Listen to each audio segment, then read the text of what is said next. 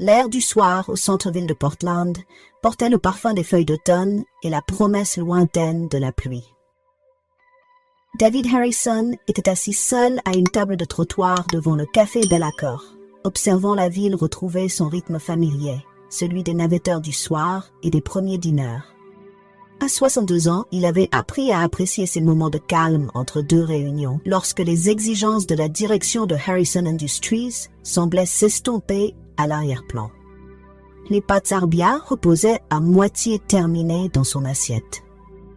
Son appétit avait diminué ces derniers temps, victime des trop nombreux dîners d'affaires et du deuil persistant qui revenait parfois sans prévenir.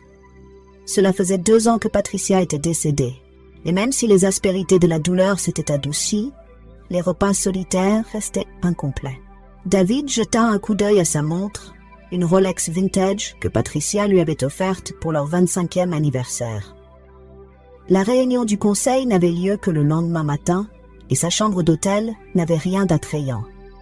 Il avait pris l'habitude de prolonger ses plaisirs simples, trouvant du réconfort à observer la vie qui l'entourait dans la rue animée.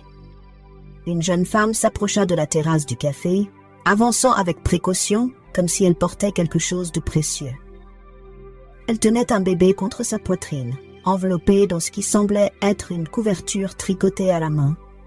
Ses cheveux blonds étaient tirés en une simple queue de cheval, et ses vêtements, bien propres, montraient les marques de circonstances difficiles. David l'observa alors qu'elle s'arrêtait près de l'entrée du restaurant, ses yeux balayant les convives de la terrasse avec un mélange d'espoir et d'hésitation. Il y avait dans sa posture une détresse discrète, retenue par la dignité. Quand leurs regards se croisèrent brièvement, il vit non seulement le besoin, mais aussi de l'intelligence et de la force. La jeune femme s'approcha de sa table avec des pas mesurés, s'arrêtant à une distance respectueuse. « Excusez-moi, monsieur, » dit-elle d'une voix douce mais claire. « Je suis désolée de vous déranger, mais j'ai remarqué que vous ne finissiez pas votre repas. Pourrais-je avoir vos restes ?» La question resta suspendue dans l'air du soir entre eux. David s'était fait demander de l'argent d'innombrables fois au fil des ans, mais jamais de cette manière. Il n'y avait ni agressivité ni manipulation dans sa demande, seulement un besoin honnête, exprimé simplement. Il la regarda plus attentivement. Elle ne devait pas avoir plus de 25 ans, avec des yeux marqués par l'épuisement propre aux nuits sans sommeil avec un jeune enfant. Le bébé dans ses bras remua légèrement, émettant de petits sons que n'importe quel parent reconnaîtrait. « Bien sûr, » dit David en repoussant sa chaise. « Je vous en prie. » « Vous voulez vous asseoir ?» La femme hésita. « Je ne veux pas déranger votre soirée. »« Vous ne dérangez pas, » répondit David doucement. « J'étais justement en train de finir. »« Allez-y, je vous en prie. » Elle s'installa prudemment en face de lui, ajustant le bébé avec l'aisance d'une habitude bien rodée. Le nourrisson semblait avoir environ 4 mois, avec de minuscules doigts qui s'échappaient parfois de la couverture pour saisir le vide. « Je m'appelle David, » dit-il en faisant signe au serveur. « Christina, » répondit-elle. « Et voici Lily. » Le serveur arriva et David commanda une nouvelle portion de pâtes, avec du pain et une tasse de thé. « La nourriture ici est excellente, » expliqua-t-il à Christina. « Vous ne devriez pas vous contenter des restes. » Les yeux de Christina se remplirent de larmes qu'elle refoula rapidement. « Vous n'êtes pas obligé. »« Je ne voulais pas. »« Je sais ce que vous vouliez dire, » répondit David avec douceur. « Mais j'aimerais vous offrir un dîner, si vous me le permettez. » En attendant l'arrivée du repas, Christina lui raconta des bribes de son histoire. Elle était arrivée à Portland 6 mois plus tôt, fuyant une situation abusive.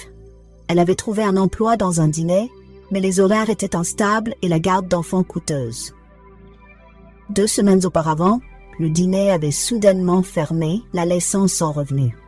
« Je vis actuellement dans un foyer pour femmes, » expliqua-t-elle en berçant doucement Lily. « Mais il y a une liste d'attente pour les programmes à long terme. J'ai un entretien d'embauche demain dans un hôtel du centre-ville pour un poste de femme de ménage. Ce n'est pas grand-chose, mais c'est un début. » David l'écouta sans l'interrompre, conscient du courage qu'il fallait pour partager de tels détails avec un inconnu. Il pensa à sa propre fille, Sarah, aujourd'hui âgée de 35 ans et vivant à Seattle avec sa famille. Et si elle avait dû faire face à de telles circonstances? Quand le repas de Christina arriva, elle mangea lentement, savourant chaque bouchée tout en gardant une main libre pour apaiser Lily. David se surprit à penser à tous les dîners d'affaires auxquels il avait assisté. Des repas coûteux devenus routiniers, dénués de sens. « Quel âge a Lily » demanda-t-il. « 4 mois la semaine prochaine » répondit Christina, sa voix s'adoucissant en regardant sa fille. Elle a été une si bonne petite pendant tout ça.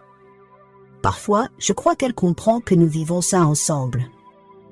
Les bébés sont plus perceptifs qu'on ne le pense, dit David avec un sourire. Ma fille était pareille quand elle était petite. Elle semblait sentir quand Patricia et moi avions besoin qu'elle soit patiente pendant qu'on apprenait à devenir parents. Vous avez une fille? Sarah. Elle a 2 enfants, maintenant. 8 et 10 ans. David sortit son téléphone et montra à Christina une photo récente de sa petite fille dans une pièce de théâtre scolaire. Le temps passe si vite. Un jour, on s'inquiète des poussées dentaires et des nuits sans sommeil, et le lendemain, on les regarde obtenir leur diplôme universitaire. Ils discutèrent alors que la nuit s'installait autour d'eux. Christina partagea ses rêves, terminer son diplôme d'infirmière un jour, offrir à Lily la stabilité qu'elle méritait. David parla de Patricia, de la fondation qu'ils avaient créée ensemble pour aider les familles en crise. Elle disait toujours que tout le monde mérite une seconde chance, dit-il, que les circonstances ne définissent pas le caractère. Alors que le café commençait à se vider pour la soirée, David prit une décision qui lui parut à la fois spontanée et inévitable. Il sortit une carte de visite de sa veste et y écrivit quelque chose au dos. « Christina, dit-il, je veux que vous appeliez ce numéro demain matin. Demandez Hélène Martinez. C'est la directrice de notre programme d'aide aux familles. » Christina regarda la carte, puis David. « Je ne comprends pas. » La Fondation Harrison offre un soutien d'urgence aux familles en transition. Logement temporaire, bon de garde d'enfants, aide à la recherche d'emploi. C'est notre mission. Christina fixa la carte, les mains légèrement tremblantes. « Mais pourquoi ?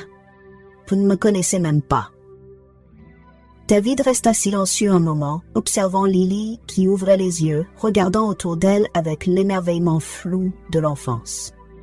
Il y a 35 ans, ma femme et moi étions jeunes et en difficulté. Nous avions de grands rêves, mais pas d'argent. Sarah n'était qu'un bébé. Un inconnu nous a aidés quand nous en avions le plus besoin. Pas seulement avec de l'argent, mais avec une opportunité et de la dignité. Il fit une pause, se souvenant. Même Kowalski m'a donné mon premier vrai emploi. Il a vu en moi quelque chose que je n'arrivais pas encore à voir. Il m'a appris que le succès, ce n'est pas seulement ce qu'on accomplit, mais ce qu'on rend possible pour les autres. Christina essuya les larmes qui coulaient librement. Je ne sais pas quoi dire. Dites que vous appellerez Hélène demain, que vous nous laisserez vous aider à vous relever. Je le ferai, murmura Christina. Merci. Alors qu'ils se préparaient à se séparer, David observa Christina rassembler ses affaires en faisant attention au confort de Lily. Il y avait quelque chose de profond dans le dévouement d'une jeune mère, la façon dont l'amour pouvait persister, voire s'épanouir dans les circonstances les plus difficiles. « Christina, dit-il alors qu'elle se levait, cet entretien demain, à quelle heure est-il » ? 10 heures, au Marriott, en centre-ville. David sourit. Le directeur là-bas, Tom Bradley, est un vieil ami. Je vais l'appeler ce soir. Pas pour garantir quoi que ce soit, ajouta-t-il vite, mais pour m'assurer qu'il voit ce que j'ai vu ce soir. Une personne avec du caractère et de la détermination. 6 mois plus tard, David reçut une lettre manuscrite à son bureau. Christina avait obtenu le poste à l'hôtel et grâce à l'aide de la fondation, avait emménagé dans un petit appartement près de la garderie de Lily. Elle suivait des cours du soir pour son diplôme d'infirmière. Elle avait joint une photo de Lily, maintenant assise et souriante face à l'objectif.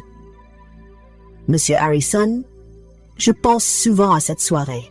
Vous m'avez montré que demander de l'aide n'est pas une honte et qu'accepter la gentillesse n'est pas une faiblesse.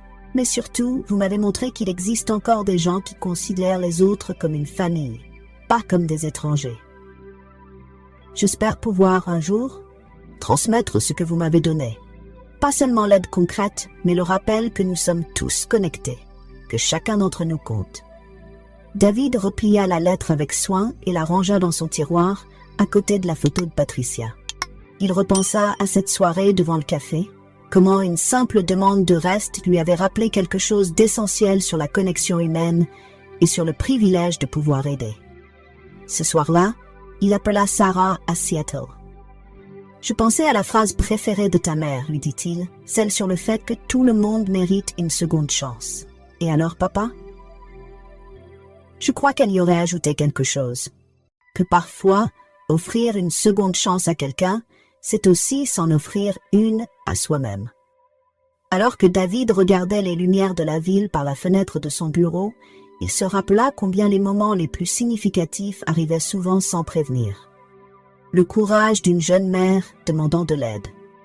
La reconnaissance d'un vieil homme se voyant dans les luttes d'autrui.